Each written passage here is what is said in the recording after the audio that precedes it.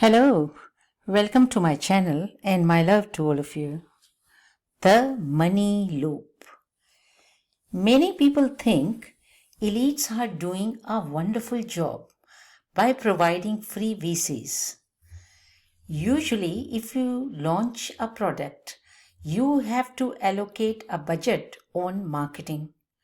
But if elites launch a new product, then who can do the best marketing than your own government? This is our topic today. This game is complex, so listen carefully, because if it was simple, then everyone would have understood it by now. Gavi is the main organization doing this business. Who is Gavi? Let's have a look.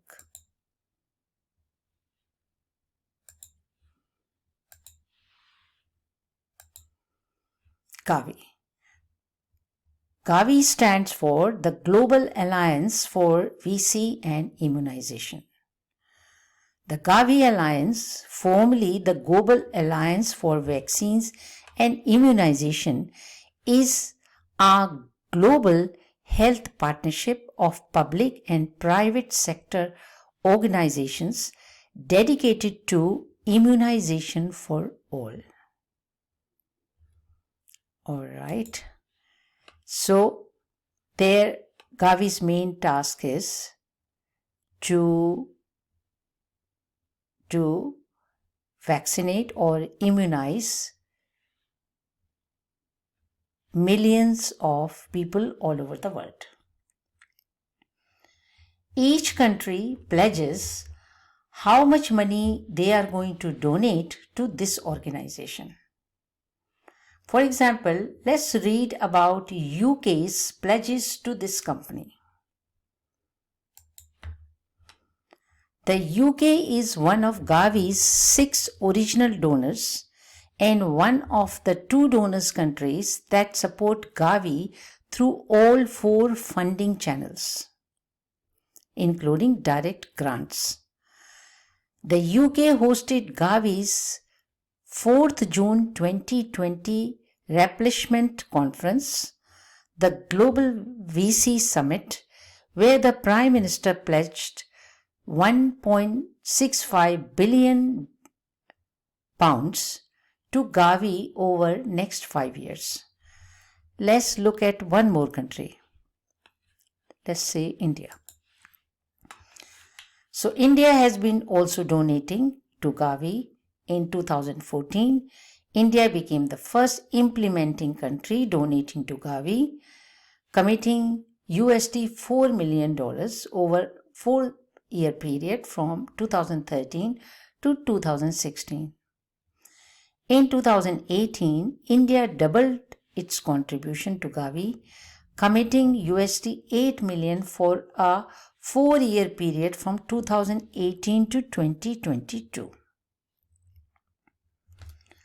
Countries pledge this much money so that VC can be made available to lower and middle income countries.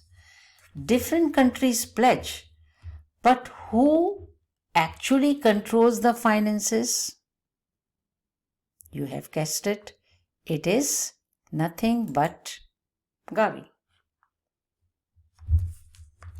Now, why countries have to shell out so much money? The reason is most countries survive on the loans from the World Bank. Okay, let's have a look at how much loans countries are taking from World Bank. There it is. These are the figures from 2014 to 18. But I'm sure if you do the research, then you can find the new figures as well. So these are the loans which countries like Turkey, Uzbekistan, Romania received during this time. And then Argentina, Colombia, Mexico, practically nearly all the countries. Egypt, Iraq, Tunisia. And then we have got India, which is which has got one of the highest debtor. India is one of the highest debtor of World Bank, Bangladesh, Pakistan. And then there is a list given in the end. You can open World Bank Annual Report of 2018, and then of course if you search, you can get the new ones as well. So all the list is given of nearly every country, nearly every, Middle East, South Asia and all that. Okay. So now there are countries pledge so that they receive the loans. There are conditions attached in these loans, and one of the clause is the Termination Clause. According to this clause from the World Bank, countries are required to spend the money they received as loans where and how World Bank wishes. Where the World Bank wishes, they have to spend the part of the loan to that sector. So it is actually the World Bank that sets the guidelines of such loans given to the countries. Now, World Bank has put a clause of related to WHO, the World Health Organization. From 18th of June 1997, World Bank started approving major loans in healthcare sector. Countries kept taking the loans easily, but they had to spend the loans in health sector mostly. Health sector only exclusively meant spending on pharmaceutical and not on any alternate healing modalities. Since then, WHO was spending a lot of money on healthcare sector. A new post of World Health Representative was created. This representative's main task was to monitor how much percentage of the loan was actually being spent on healthcare by each government. So their spending was being monitored. According to the terminal clause, if a government does not spend the money on VC, then loan agreement would be cancelled. So government had to purchase VCs from Gavi, the company that benefits ultimately. So now the cycle is completed. How? Let's have a look.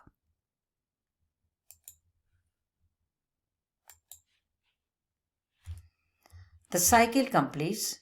Countries have to take the loan from World Bank, and the percentage of that loan has to be spent on VCs. So the governments themselves advertise the necessity of taking the VCs.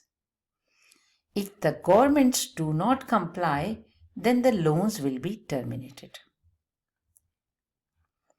Now VCs are purchased by the government, and from the purchased VCs, the money goes to where? You've guessed it, to Gavi. So this money on top of the money already received as pledges.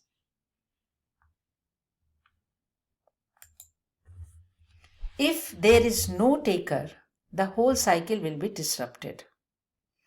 Neither the governments nor VC companies will benefit. In order to return the loans, governments get the money from where? From you guys, from taxation. But people want the schools, travel, rails, airplanes, infrastructure and jobs extra. If government does not spend the money in the areas that people want, then they will not get the support of the public. So what to do? How to stop spending the money in the areas people want the money should be spent? The best solution is to lock people in their own homes, so no one shouts and demands spending on schools, housing, roads, infrastructure, etc. Ultimately, governments are asked only one thing: how much money they have spent on VCs and what percentage of the loans they have received. How much percentage of the loans they have received they spent on VCs. WHO only cares about this one thing and one thing only. This makes government job easier because all spending on schools, railways, expansion, transport, energies, extra can be minimized and directed towards only one thing.